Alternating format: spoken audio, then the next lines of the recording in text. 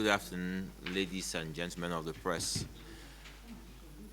Since yesterday's press conference, obviously I have received a lot of calls, a lot of texts from well-meaning Nigerians, from different people wanting to know what's going on and what's the way forward with our party. There are people who genuinely believe that a coalition is needed and that Nigeria has to get it right. There are also those who believe that that by way of force that people can come in and take over the party. I just want to say before I start taking questions from journalists here present, I am not one who is easily cowed. For those who have been threatening me since yesterday, for those who on social media believe that I can be bullied, for people like People Gazette who have sent messages threatening that they are publishing story about tax evasion, the same story they published 2 or 3 years ago in America. I will say to them very clearly now that at least I was assessed taxes that they are claiming $2-point-something million in America. The people that they are promoting, they should show you where they pay taxes, the business they do, and their means of livelihood. To those who continue to believe that politics in Nigeria should continue by way of bullying, threats, and aggressive forms of behavior, I want to tell you that we need to move away from this style and this brand of politics in Nigeria. You cannot continue to cow people on social media. You are the vocal minority, and the silent majority will continue to have their way in Nigeria. You cannot bully people into going your way. As a party, I have here William, who is chairman of Benue State, Musa, the state chairman, Niger State, William from Nasarawa State here. I have Mohammed, who's national PRO. I have Etimbok, chairman, Akwa Ibom, Mohammed Borno, and Zaradin Jigawa. These people you see here are people they've called ordinary Nigerians, common men, who are the people who have been the guardians, custodians of this party. They are the people you saw yesterday when Nwosu said that all their offices have been dissolved so that these new people can take over the party. Just imagine the situation. The so-called common ordinary Nigerians who have safeguarded this party for years, who've nourished this party, who because of people like this I happened to emerge as the presidential candidate of this party a few years ago. They were just asked to relinquish their offices on media yesterday. This is not what they signed up for. They were validly elected through conventions into their various offices, and they were chased out of their offices yesterday. This morning, my friend and brother Bolaji, former Minister of Youths, was saying on Arise TV that, yes, the politicians are the ones that messed up Nigeria, and we should give them, the politicians, the opportunity to fix Nigeria. And my response then and my response now is this. All men are political beings, but Nigeria can no longer afford to have this same group of people to continue to mind the affairs of Nigeria. We have gotten it wrong for way too long as a people. Our youths have had their minds messed up. They no longer believe in themselves. They believe that nobody cares for them. If you look at the rates of suicide in Nigeria, the rates of drug use in Nigeria, the rates of social misadventure, the social illness in Nigeria, where it now seems that we're exporting kidnapping in Nigeria, where people are now selling their children, people are killing their parents in Nigeria. If you look at the ills in our society because of misplaced priorities from failed leadership, and these people believe that this same leadership should continue to rule our affairs in this country. They continue to believe that our youth should be their tools and fools for them. We cannot continue like this in this country. We've done this for too long and we cannot continue this anymore.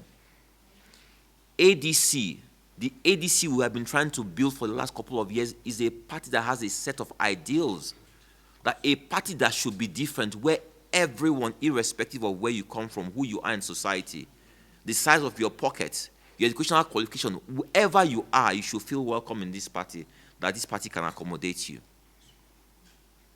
So be you big, be you rich, be you poor, you are welcome in this party. But yesterday you saw the reason why we stood against these people, because you saw how they easily chase these people out of their offices because they don't represent who the so-called big men look like, or the people they can work with. But these same people in the last elections took this party to 5th place. And if they continue building on that firm foundation, someday this party will continue to produce people who can do right by Nigeria. Who can do right by Nigeria. I tell you how easy it is for the media to make or mar a nation. Immediately I emerged as the presidential flag bearer of this party in the last elections. 24 hours later, media in Nigeria, the whole media, mainstream media, all they said is the 4 leading candidates. Headline pages, 4 leading candidates. Out of 19 presidential flag bearers, they said these are the 4 leading candidates. Atiku, Tinubu, Peter Obi, and Kwakwanso. So essentially what the media sold to Nigerians is that these are the 4 serious candidates. So essentially there's no point, no need looking at the rest of us. I immediately protested because their montage was showing these poor people as the candidates. I protested. I reached out to various media owners, and immediately they understood that what they did was wrong, and they corrected it. They added me to their montage. But I tell you something, just the fact that they showed me, they spotlighted me in that, made a difference for our party to emerge, because people saw us, people believed that this is probably a serious party, this is a serious candidate. And that's what you, the media, you owe Nigerians. To see the media reporting David Mark as the chairman of the party, and understanding that is a faction of the party who handed that party over to him. And no one saying David Mark, chairman of the faction of the party, you are doing a disservice to the so-called common men here, the so-called ordinary Nigerians. If you continue to report things inaccurately, you are sending a strong message, a subliminal message, with subliminal persuasion on the minds of average Nigerians. You owe it to us as a party to present us, to present our stories, to report it fairly and accurately. This is all we ask of you. These men have worked hard. I made a pledge to these men when I emerged as the chairman or the presidential flag bearer of this party. I said to them, you've complained to me that you have been used for too long to make money off people who want to run for offices on the platform of this party, and that this is not what you stand for. But you cannot speak up because they can remove you easily. I pledge to them that as long as I'm in this party, that will no longer happen. That I will fight for them.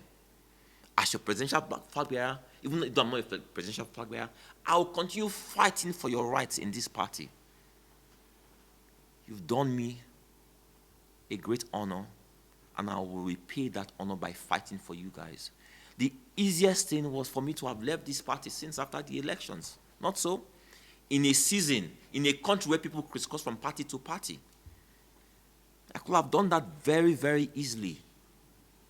But I made a pledge to them, a commitment to uphold the values of the party and to fight for members of the party. That's what I am still doing now. Our party has had a lacuna for too long. So we call on INEC to do what is right by our party.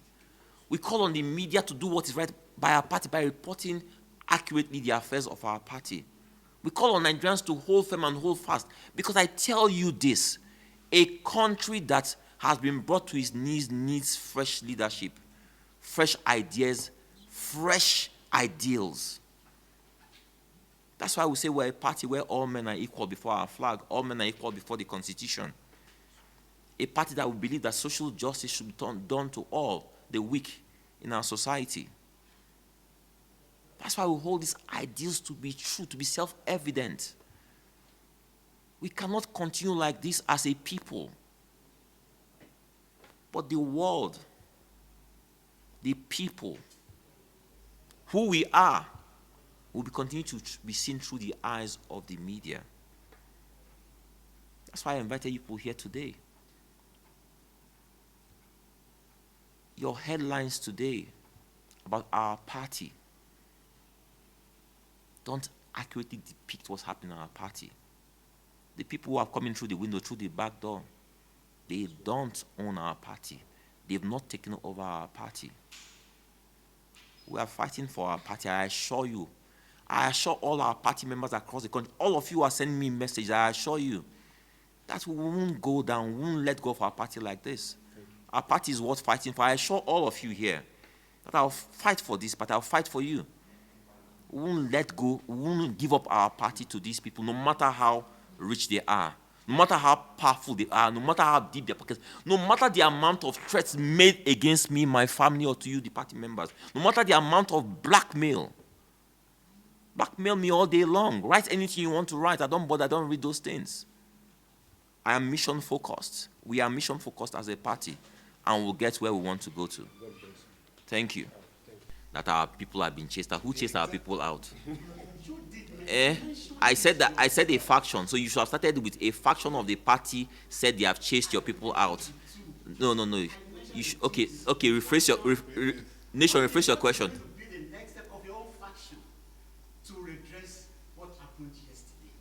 Very good. Let me take your first question.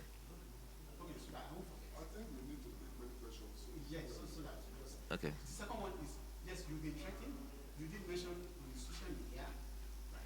Then the other part of the threats, where are they coming from? Your party members or somewhere high up in the society? Let me.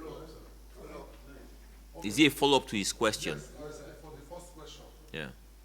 We need to know who is the chairman of this faction. Your name, your mission. My name is John Chooks Online. I write for New Telegram. We talk about the chairman of our faction. Since you have identified this as a faction, who is the chairman? That's one. Second, I don't know what time did they have the convention that brought them. If you ask too many questions, you can see I'm not writing the questions down. Okay. What we will do, we're exploring all options. All options are on the table. INEC still happens to be the regulator of political parties. Yes. The courts still remain the last hope of the common man. The Nigerian people are our witnesses in what is going on, and our case will go before these three sets of people. In regards to your question concerning this chairman, we have Elias from Elias Abiku from Benue State, who is heading the chairman here, the various chairmen here. He's heading them. The question as to who or when the convention brought them in, I believe this convention was in 2022, April 2022. Their tenure will lapse April next year. Their tenure will lapse April next year. I will also have you know that for the last 2 or 3 years, Ralph Nwosu, with the active connivance of some people in INEC, did not let them perform in their offices. So essentially what happened was that they wrote letters, they appointed new chairmen in their offices because these people insisted that Nwosu's tenure had lapsed, and Nwosu started appointing new chairmen. And INEC, instead of acting to say there's a convention that brought these people in, INEC looked the other way. Eventually, the same INEC, in wanting to do an arbitration, recognized them as chairmen and brought them to a round table with Nwosu.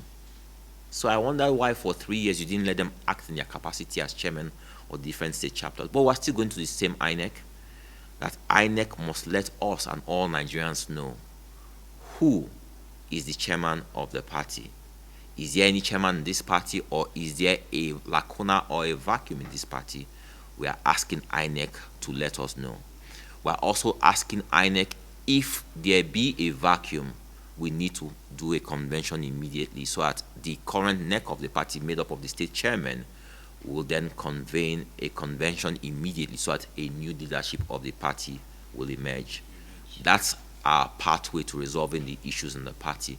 I also want to make something clear to a lot of friends and well-wishers, a lot of people who have asked me, why can't we work with these people? I said yesterday, ADC, our logo is a handshake. A handshake signifies peace, signifies friendliness, signifies we are welcoming to everybody. So we actually welcome people to the party. We are not excluding people from coming to the party. We need people coming to the party. Our issue is that we've said that these people came in through the back door. If you want to come into our party, come in through the front door. The whole world witnessed what happened yesterday. A man was announced as the interim chairman of the party, and his party card, membership card was given to him right in that very place. How does that even begin to make sense? In a democratic society. Someone is just announced as the interim chairman, and you're at that point where you are making him a member of the party. That's when you are saying he's the interim chairman. What kind of party is this? Next question. Do is insult themselves, threaten themselves all over social media. We, ADC, we're not used to this. What is going on right now, we're not used to this. It's not, we are people who are decent people. We don't operate in this manner. So what they are doing is alien to us as a people, as a party. But I'm saying that we cannot be cowed. I'm the last person that anybody can cow. If you believe that by threatening, by blackmailing, by saying all sorts of things, it will make us change or move our position, you are making a big mistake. Dumebi Kachikwu is the last person who you can threaten. Okay. Yeah. I am hearing. Good question. I said this yesterday that late last year, they approached me concerning this this coalition. Eventually, early this year, I agreed to have a meeting with them. A close friend of mine persuaded me to go for a meeting and hear these people out. I went for this meeting that had former ministers, a former highly placed person in the last government, and they presented their case to me, the need for a coalition, and everything they said was about Bola Ahmed Tinubu and how his government has destroyed Nigeria.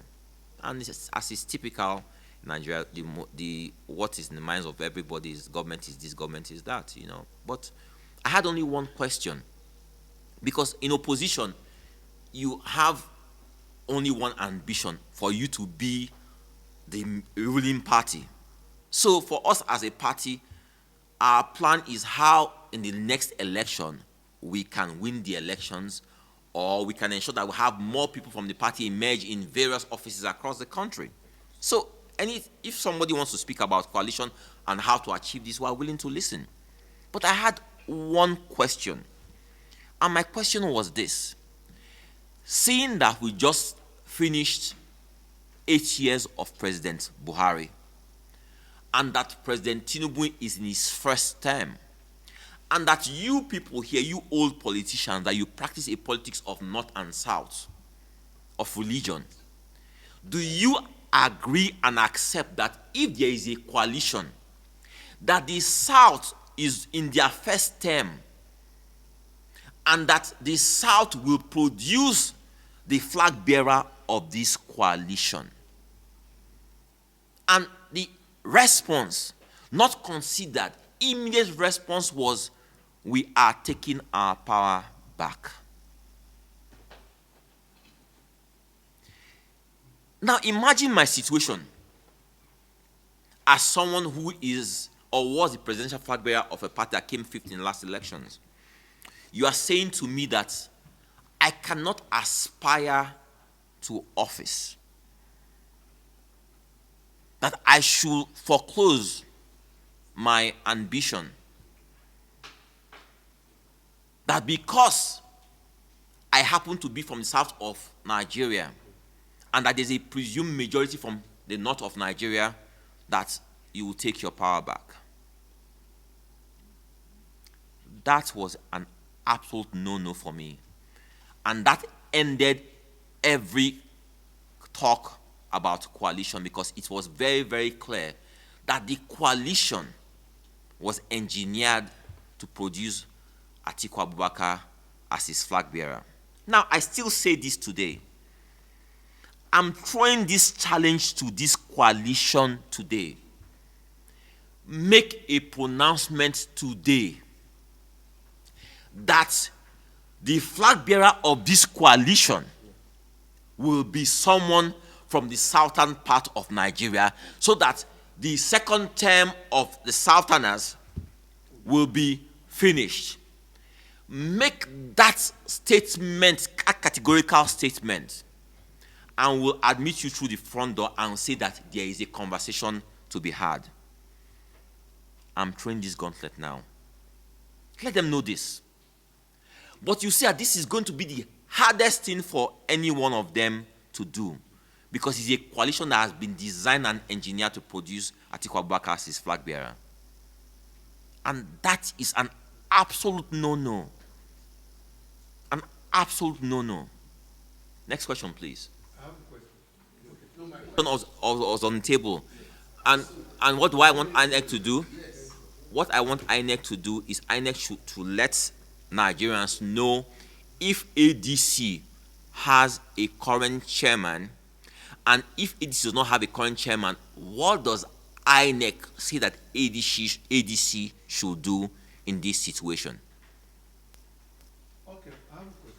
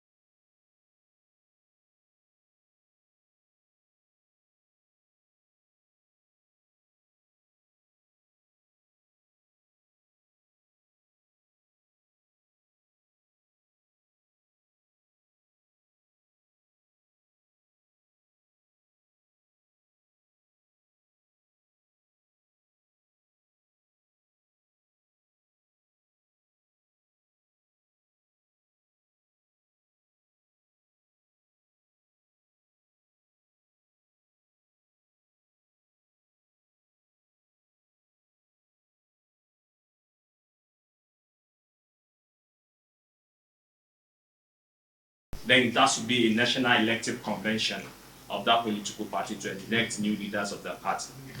However, we witnessed what played out yesterday. I've been on the story for about 18 to 12 months. Now, the question is this. You were invited for a meeting. Can you give us an insight? What were the political offer? Not in time of monetary offer now, political offer, and okay, this will go to your side, we'll give position like this to this group, position like this to that group. What offer were you given by these people? Then again, do you have idea, because of the way this was conducted? Not start immediately, and you waited until they will have finished all their homework. You've asked a very, very good question. But the last gentleman, your question, I believe I already answered your question when I explained what happened in the meeting. So in terms of a political offer, there was no political offer. All they were saying is that they want to take their power back. Why didn't I or didn't we agitate then? My point was clear. They invited me for a meeting because they believed that the right channel to the party was this route, and that's why they invited me for a meeting. And if they wanted to use our party, that the right channel would be to go through the state chairman. What happened after that? That obviously 36 state chairman. What they did was that we had about 11 of them who had their names in the court process that we filed. And what they did was they started buying them one by one. They started buying them one by one so that they could pull out the case from the court. And I called the state chairman and I said to them that these people believe that money answereth all things, that there's no problem with that. That what you should do is let them buy you, let them pay what they think that they want to buy. Collect that money, do what they want, and let us see how far they'll go. Eventually, they believe that once you pull out the case from the court, that they will take over the party. But they forgot one crucial thing. Pulling the case out of the court will never in any way satisfy the issue of, is Ralph Nwosu the chairman of the party? That was the fundamental mistake they made. So we essentially set them up. They took the money, they pulled out the case, let's just watch what they will do. And watched and waited for them, and we saw that they were going to land in our party. The lesson for you today is very, very clear. For us, we wanted to show them that these common men, that they believe that they can buy their conscience with 500,000 naira. They wanted to teach them a lesson to say, we are not for sale.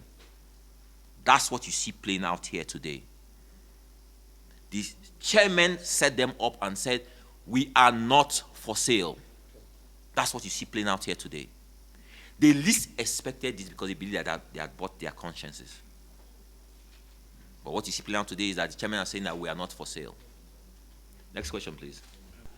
If this coalition will announce immediately that they will support the South to be their flag bearer, and even if all of them you saw in that room yesterday say that they will endorse Peter Obi to be their flag bearer, the issue is that in our party constitution, we will still go for primaries. Those of us from the South who are aspiring, who want to run for that office, all of us will enter primaries.